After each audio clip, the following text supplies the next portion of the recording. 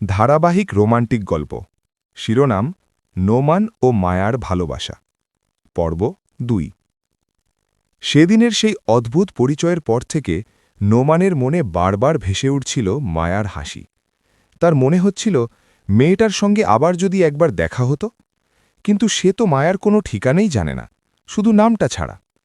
পরের দিন বিকেলে নোমান আবার সেই পাহাড়ের জায়গাটায় গেল। মনে মনে ভাবল, হয়তো আজও সে এখানে আসবে। কিছুক্ষণ অপেক্ষা করার পর হঠাৎ দূর থেকে একটি পরিচিত কণ্ঠ শোনা গেল। আপনি আবার এখানে? নোমান ঘুরে তাকিয়ে অবাক হয়ে গেল।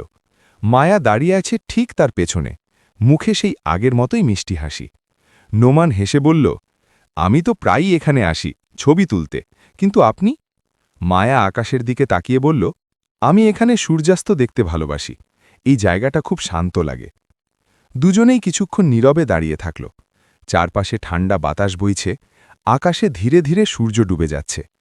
নোমান ক্যামেরা হাতে নিয়ে বলল, আজও কি একটা ছবি তুলতে পারি? মায়া একটু দুষ্টু হাসি দিয়ে বলল, আজ কিন্তু শর্ত আরও বড়। কি শর্ত? নোমান অবাক হয়ে জিজ্ঞেস করল।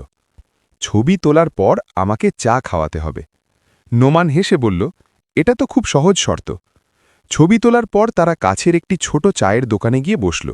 দুজনেই গল্প করতে লাগল, নিজেদের পছন্দ, স্বপ্ন আর জীবনের ছোট ছোট কথা। নোমান জানল মায়া বই পড়তে খুব ভালোবাসে আর নতুন জায়গায় ঘুরতে পছন্দ করে। আর মায়া জানল নোমানের সবচেয়ে বড় স্বপ্ন হল একদিন নিজের তোলা ছবির একটি বড় প্রদর্শনী করা। গল্প করতে করতে কখন যে সন্ধে রাত হয়ে গেছে তারা খেয়ালই করেনি। বিদায় নেওয়ার সময় মায়া বলল, আজ খুব ভালো লাগল। নোমান মৃদু হেসে বলল, আমারও। সেদিনের পর থেকে নোমান বুঝতে পারল তার কাছে মায়ার সঙ্গে কাটানো মুহূর্তগুলো অন্যরকম হয়ে উঠছে।